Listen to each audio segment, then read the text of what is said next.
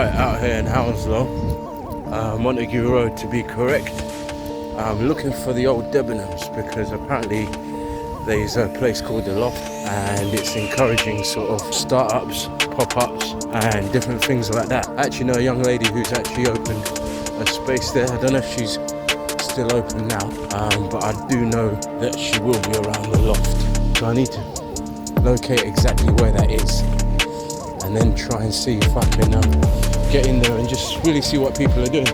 Really see what people are doing in terms of business, in terms of trying to promote themselves at a budget, of course, coming out of the COVID crisis and the cost of living crisis and all the rest of it. Let's have a look. I think I've found the place we're looking for. Is the Loft. Right, so let's see what's inside the Loft. I've also found out a unique thing about the actual space here in the Loft.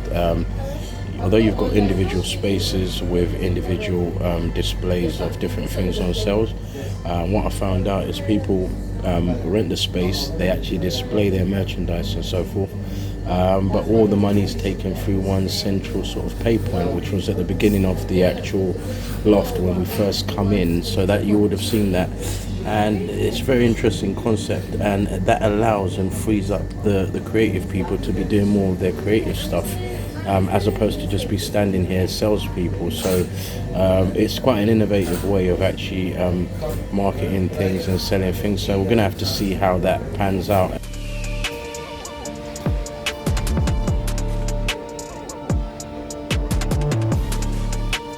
So you can see you've got African fashion here, contemporary fashion, got abstract jewellery made by independent jewellery makers, and all this stuff seems to be encouraging people who are creative, because all these things, they don't seem to be name brand.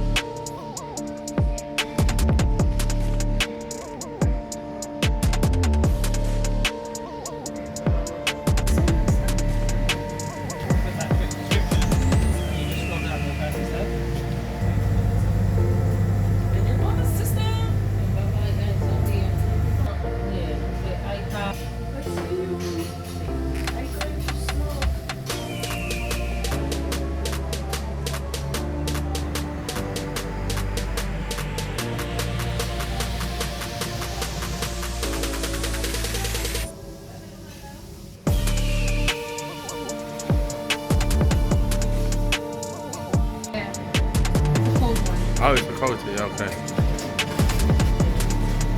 Okay, this is hibiscus flower. Hibiscus flower, yeah. They put like a lemonade option in there as well. I haven't tried it, I should try it. So really like Right here in the Loft Cafe, and this is what's come out to me. I've got, and I'm quite impressed and I'm quite fortunate, I've got a 5 taco platter. Got a beef taco there. Got a fish taco. I've got 2 of the fish tacos. There's one there. There's one there as well. There's some guacamole in the middle. Right, let's go in. Don't know which one I'm going to get started on first because they all look so delicious. I think I'm going to go for the beef one. And I think they're all sort of 1 or 2 biters. We're going to have to see.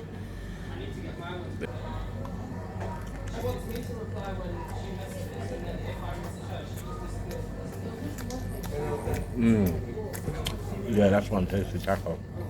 It's cooked, but it's still got a firmness about it. Texture's amazing. Onions are lightly sauteed. And guacamole. It's nice, man. And I like the picante. Yeah, and it's nicely spiced. Just bigging up the chef there. Yeah. Right, let's go in for the second one here. This one here, I believe, is a chicken one. And like I said, they are packed to the rafters, so it's about trying to get them up first and then getting them in.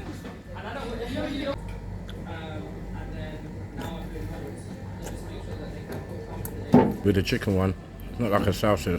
There is a bit of salsa here, as you can see at the top, but we've also got some fresh jalapenos in there, little green things in there, you see.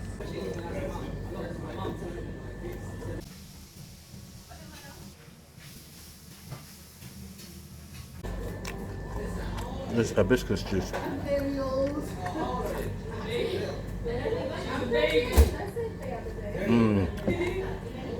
That's a refreshing contrast to all the spiciness.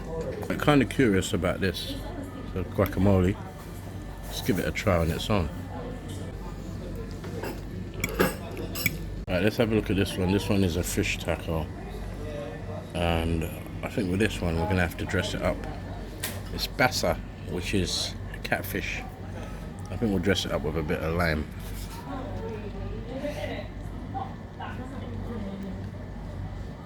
How is it? They're lovely, I'm telling you. I know, they're really good. Oh, that's a beautiful taco.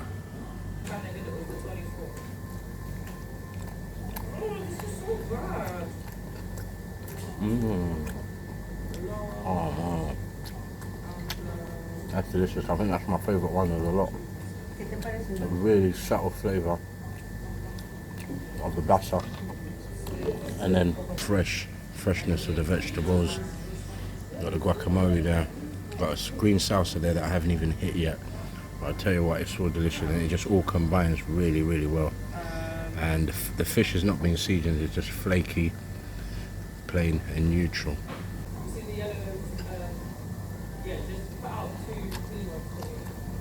I've actually just remembered that there's a mushroom one here as well. I do believe I did get 2 fish ones and a mushroom one. I believe this one is the mushroom one. Yes, it is the mushroom one. So that's the last one we're going to give a try, because we've already had a fish one, which is this one. But yeah, mushroom one's cooling. I think I'll go in with a squeeze of lime on that as well, just to dress it up. And keeping it real, I tell you what, yeah, I'm getting full up there. They're not big, but they're definitely packed and stacked. It's not being known, but it's very good. Yeah. There you go. That's how we're getting down. It's messy business, but you know what? When it's messy, you know you're enjoying your food. Oh yeah, veggie time.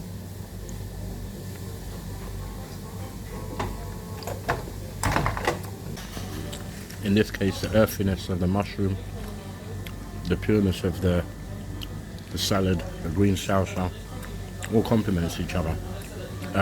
All these tacos, they've all tasted completely different.